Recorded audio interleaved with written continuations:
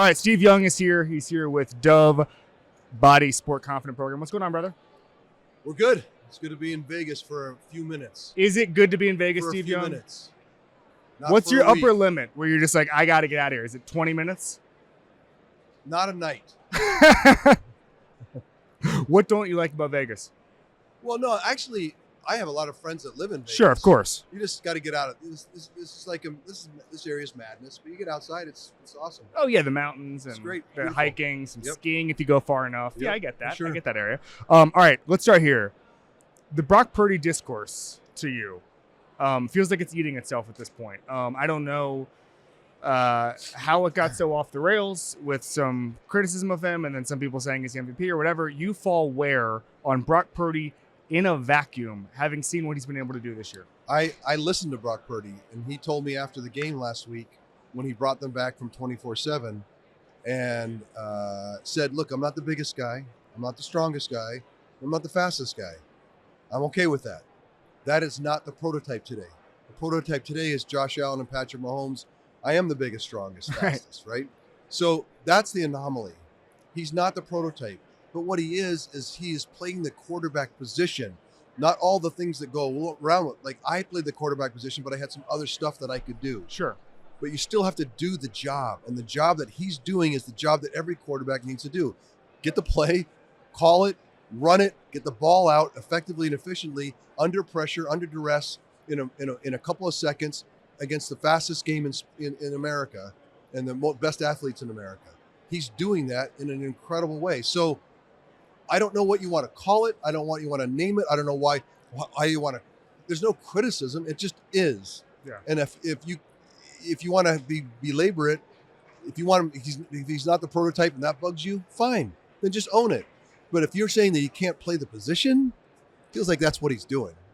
I agree with a lot of that. Is there a throw, a skill that he has that I wouldn't appreciate and a quarterback would, somebody who's played at a high level? I think more than anything, his presence in play-to-play, where a lot of people get lost in the emotion of the game. Quarterbacks miss plays because they're still in the previous play. They can't catch up. To me, his best quality is always there. Yeah. For that play. And that he gets the most out of his body and this play that Kyle's caught and those guys around me that are super talented. It feels like that's where the superpower is to allow for all of it to come together, and you are the coagulator. You're the one that brings it all together. Yeah. And I think that's people don't appreciate. They want to look at that he's not the biggest, strongest, fastest, and they keep talking about it. It's like, look, you love quarterbacks. If you do, you got to love Brock Purdy. I'm with you. It's interesting because we had Peyton Manning on the show a couple weeks ago, and I asked him how Kyle Shanahan. Oh, really? On Omaha Productions, he comes on? We got him. Yeah, I don't know how we got him. It was a huge for us. But we talked, and I said, how does Kyle Shanahan make life easy for quarterbacks? And a couple Niners fans got mad at me saying I was somehow denigrating Brock Purdy or whatever. But No. the fact is that Kyle Shanahan makes life easy for quarterbacks. Look, every quarterback needs help. Let's set the stage here. These are the facts. Kyle Shanahan with Andy Reid and maybe a couple other guys, the most innovative minds in football. If you're a quarterback, you want to be with one of these innovative minds because they'll bring out the best in you. So Brock Purdy walked in to the system that is Kyle Shanahan, one of the most innovative minds. He also is surrounded by maybe the best collection of talent that has been put together in free agency. Yep. That's a fact. So those two facts, every quarterback would dream to be in this place. Now, you need to go into that spot and play great quarterback, which he's done. That's what being great is about. If you said, well, anyone can do that. Well, anyone can't do that. Like don't be stupid. Right. But don't denigrate the fact that we all need help. Yeah. Every great quarterback needs help, and he's got that help, and then he's just made the most of it. Obviously, you played in one of the best offenses of all time, but Kyle Shanahan, as a play caller, there's a million ways to go with this, but the most impressive thing about his play calls is what? I'll give you a stat. I think it's the number of throws behind the line of scrimmage this year for the 49ers. So 0-yard throws. Yeah. 95% completion rate, maybe 100. Yeah. Those 0-yard throws, just taken alone, against the rest of the league in all of their throws. All throws, downfield, everything, yards per attempt, you would think would be last in the league. Yeah. They're first. They're first. You're first in the league in yards per attempt with throws behind the line of scrimmage. That goes a testament to innovation, incredible athleticism, of course. But that's Kyle Shanahan has cracked the code. He has made the quarterback job as easy as it can be for the quarterback and as difficult as possible for the defense. And that is the code that every offensive coordinator dreams about. And that's why people, whatever you say about Kyle Shanahan, you've got to admit and accept that of all the innovative minds in the league that's ever been, he's right at the top of the list. I completely agree. Just watching it, how does he impress you as far as putting the defense in conflict with itself and all that stuff? So I think what happens is he uses motion a lot. And in motion makes a defense speak to you. Yeah. He wants as much information out of you before he snaps the football. He'll do it with formation. He'll do it with different people in different spots. He asks his players, Christian McCaffrey, can you line up at receiver? Yes. Yeah. Can you line up in the slot? Yes. Can you line up off the line at tight end? Can you line up in the I? Can you line? And because of that, he can now, because defenses all go like, where's Christian McCaffrey? Okay, I got to do certain things when I see that. So he has the defense speak to you and give you as much information as you possibly can get from them before the snap. And what is Brock Purdy's best quality? Taking all that information, give that to me, because every inch of that I'm going to make you pay. Beautiful. Obviously, famously, when you won a Super Bowl, you did the monkey off the back thing, and there was all this discourse around you. And I'm curious, switching gears a little bit off of Purdy and Shanahan, there's a bunch of quarterbacks around the league right now. We'll start with Lamar Jackson, where you don't win again, and it just feels like the pressure mounts. And it felt like they changed their identity a little bit, the Ravens, in last Sunday's game. And I'm curious how you approach that. And I think a lot about a score takes care of itself line from Bill Walsh, where he said, there's no such thing as rising to the occasion. There's just executing normally when everybody else starts to lose their head. I'm curious, if you're giving advice to, let's say, Lamar Jackson about not pressing and just going out there and executing normally, where do you start? His arc of his career has been slowed by the Baltimore's fanaticism with the run. They have come out of that trance, and they're trying to transition. This was the transition year. Yep. I thought that Lamar has tried to lead his game into a more sophisticated passing game, which is what he needs to be one of the best that ever played, which I've said many times. So I'm going to take this as a transition season, which I thought was very successful. Obviously, the championship game was a complete bummer, but it doesn't negate the advancement that they've made as an organization to give Lamar Jackson a chance to be the greatest that ever played. He can't get there unless you allow him to be a sophisticated passer of the football. They got the coach. They're trying to develop. They need more help at wide receiver. They need another tight end. Look at the talent that Brock Purdy has. Give Lamar Jackson that talent around him. Ask him to be a sophisticated passer, and you will not be able to stop him in any shape or form.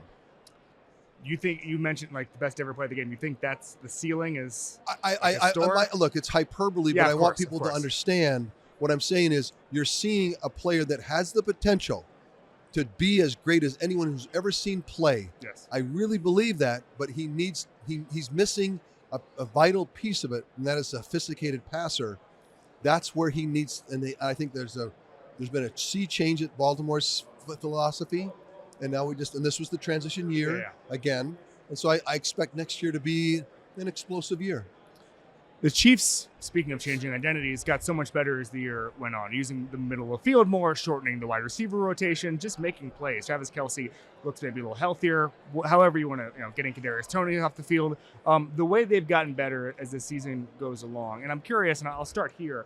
I always think that, and it's different for every team, what playing your best football in December and January means. But how do you maximize that? Is that finding your identity as the season goes along? Is that introducing new wrinkles or any? It goes back to your question around rising to the occasion. You don't rise to the occasion. You iterate. Like, you're playing football. You see it during the week of the film. You study. You're like, that's not working, and then you have the maturity to say that, because a lot of teams keep doing the same stuff. Yeah. Like, fix it. And I think Andy Reid is great at being that vulnerable. It's like, what I thought was going to be great sucked. So we won't do that again. Let's figure out something else to do. and the maturity that I think those veteran players have, especially Travis and Patrick, they've come to a place where they're with Andy on that. Like, look, we need to be 15 of 16 at halftime. Let's play that game. Let's run it. Let's drop it off. You know what? Patrick says that game I can now play. Yeah. And so they've come together by the end of the season. It feels like they're playing their best football because they've found the elements that work today, and they're ready for whatever goes haywire at halftime. They can iterate and make it better. And I think there's some maturity that you have to have, and they have that. I think when the Mahomes, like, he's been covered so thoroughly because he makes the AFC title game every single year, or he makes the Super Bowl, and we do the Radio Row stuff. We talk about Mahomes, but you obviously were able to make plays with your legs, your arms. When you see Mahomes, what's the thing he does where you're just like, in a million years, I couldn't do that, nor can anybody? Well, you've seen the highlights. Yes. The Superman cape. Things he does outside of the pocket are Superman, but not appreciated enough as the Clark Kent in him. He has become an incredible version of what I call Clark Kent, the game manager. Yes, of course. It was like, no, that's a big part of the job. And he now has the patience and the willingness to do that, and then can put the Superman cape on more appropriately. You see Josh Allen have to put it on too much. Yep. And it doesn't work. So I think Patrick's become more dangerous through the years as he's matured in how the elements of his game.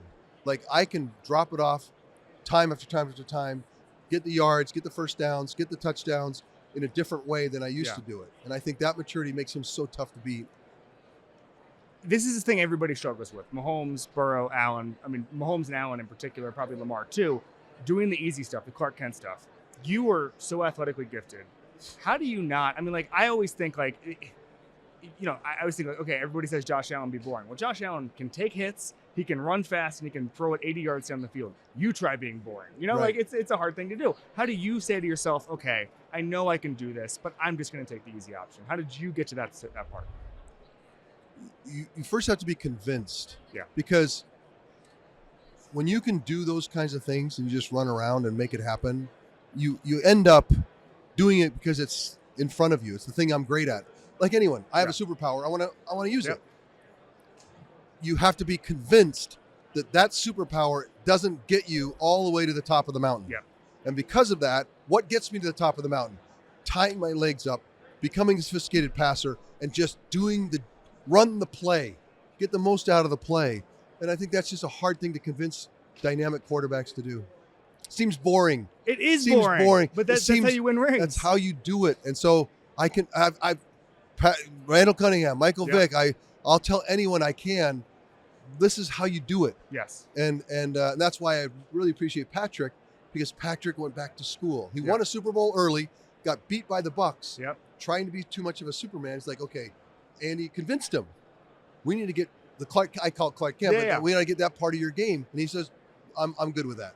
It was funny because Kyle Long, who was on the team a couple years ago, was on my show a couple years ago, and he said that the one thing Mahomes has gotten amazing at is understanding the weakness on the team, just admitting it to himself, and then using it against the defense. Okay, we're gonna have internal pressure in this game. Fine. Well, I'm gonna figure out how to use that against the defense instead of let that kill me. People are gonna think this is goofball. Taylor Swift coming to the games and being, dating Travis, put a huge burden on the team. It wasn't anyone's fault. It's just the nature of the whole thing. It's a distraction. And you could see the weight of that in the first half of the season. What I saw towards the end of the season is now an ownership of that distraction to where it's now a superpower. Because of that you just said, there's a maturity. Again, we keep saying the word maturity with Patrick and with Andy and with everybody. And I think that's why the Chiefs have become so, like, they went and took it to the Ravens at home when the Ravens looked like they were going to run over everybody.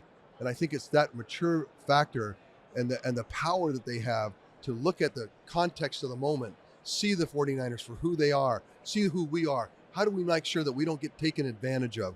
That's a maturity that most teams don't get to. Do you really think, like, you know far more than me, but a distraction like Taylor being in the box, that can actually seep into the locker room? 100%, because when you're that famous, everyone's now Twitter-pated.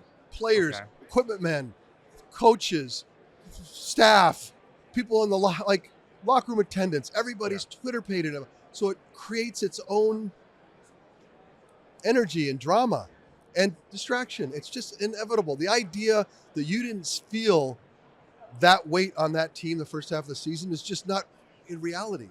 And so I really feel like why they're coming in this game in a really powerful position is handling that unique challenge. That's interesting. In a way that, like, you saw the championship game on the thing, and Andy's pointing at her and she's pointing back. Like, she's part of the family now. Wow. And that's a powerful place. Rather than a distraction, it's now your distraction. Right. It's not mine. I think they're much more dangerous today for the Super Bowl because of that. That's fascinating. I thought they were less dangerous the first half of the season because of that.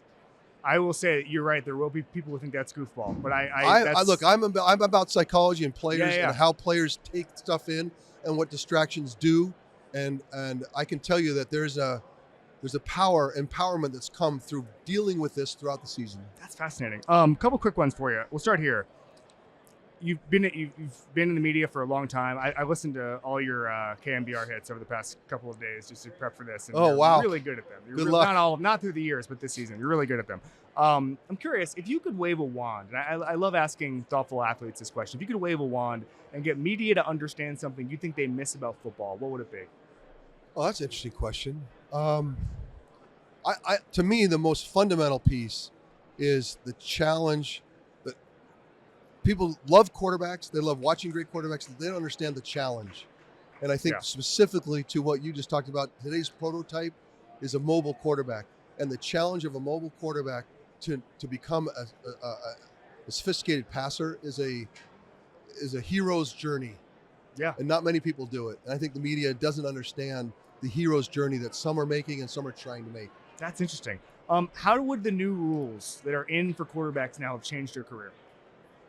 Well, first of all, it's brought the game to me. This is my game. Yeah. And my game needed the rule changes so that it could become what they did is they slowed defenders down. You can't fly through the air anymore. You got to bring your feet to a tackle. Yeah. It slowed the game down enough that allows for all kinds of cool, fun stuff that was never allowed. And defenses in the NFL would never allowed some of these slip screen, like they would just smash them. Yeah. Now it's a big part of the game. So how I don't know if the question was how I would feel about it. No, I mean how would you play if you had these rules? I think a lot about this because I'm jealous. I'm jealous of the game today. The game today is my game. And I would love to play in today's game. Well, I was an oddity. I was an oddity back in the day. Give us the stats, Steve. You've thought about it. No, I haven't. I actually haven't. But I would say, I said someone the other day in Kyle's system, you should be an 85% complete, 90% passer. Yes. So it's like, okay, if you're a 90% passer and you're throwing for 6,000 yards a year and you have 55 touchdowns and you have look, I know I'm joking, but it does feel like today's game could allow for something like that. I completely agree. Why should you bet with Caesars Sportsbook? 2 words, Caesars Rewards. Every bet brings you closer to the types of benefits only Caesars can offer. Hotel stays, VIP experiences, sports and concert tickets, and more. It's not just an app, it's an empire. Most badass person you've ever been around in football could be a teammate, somebody you played against, somebody you played with. I already know. All right. So I'm going to say Ronnie Lott, and people are going to say, oh, because he's so tough and he was such a bad, he was emotionally sophisticated athlete. Yeah. What I mean by that, he taught all of us that competition is a sacred ground. Yeah. And that if you disrespect the sacred ground by disrespecting your opponent, you take away from the ability to actually learn and grow from losing. Yeah. So losing is the most powerful thing that can happen in your life. And I think things like that about Ronnie Lott. He taught me about I got your back. He told me this great story when my dad when I was being raised. He always told me, I got your back no matter where you go. And he used to say that to me, I got your back. So there's things about Ronnie that were fundamental, not just on the football field, that taught me about like the sophistication of the sacred nature of what happens on the football field. That's fascinating. We also do something called 1 Rep Back, which is you get to relive any play of your career and you get to do it over again when you're, let's say, 30 years old, 29 years old at your peak, and you get to just redo it in a different way. Where are you going? First quarter, championship game 92, Cowboys at home. They call Guy McIntyre for holding on a long touchdown pass to Jerry Rice that changed the game for us. That's the play that I wish that I would have mentioned to Guy, hey, look, they're going to call you for holding. You didn't hold, but just like drop your arms, do something crazy. Don't let them to call that, because we need this touchdown to change history. Wow. It's still pain. I threw up in my mouth when I said that. It was painful. Wow. We talked obviously a lot about what Kyle has done, but obviously you played for one of the best offensive coaches in history, and Bill Walsh. What's the one thing where you're just like, in a million years of thinking of football, I would have never thought about this that he taught you? So, one more time? What is the thing that in a million years of thinking about football, you would have never thought of that he taught you? Bill? Yes. He taught that when you're in Lambeau Field, down by 4 in the last minute, it's 3rd and 10, it's sleeting rain and windy, and you've never been colder in your life, across the huddle, when you're in that huddle, you want to look across to someone that you have an element of love for. And he used to teach that love that you need comes from shared common experiences and actually digging in to that other person and standing in their shoes. And he worked that in the locker room, in the training room, in the lunchroom, in the planes, the hotels. He wanted people, he proselyted this. And I really believe that fundamentally around football, which is the ultimate team game, it's the relationships that actually make you great. It's the shared, he always said, you could be playing the same team for 10 years. You'd know their name because it's on their back of their jersey, but you don't know them. Yeah. That element of connection is what's going to make us great.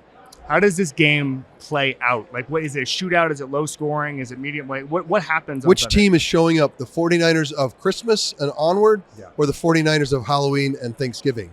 Because if it's the 49ers of Thanksgiving and Halloween, no one's going to beat them. Yeah. Not even Patrick. No.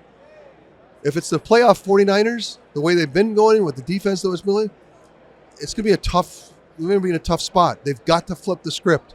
And you'll know it in the first quarter. You'll know if they come out offensively and they're gashing runs with Christian McCaffrey and really quick, play action passes from Brock. Down, score, and get up. That 49er way is be up 14-3. Yeah.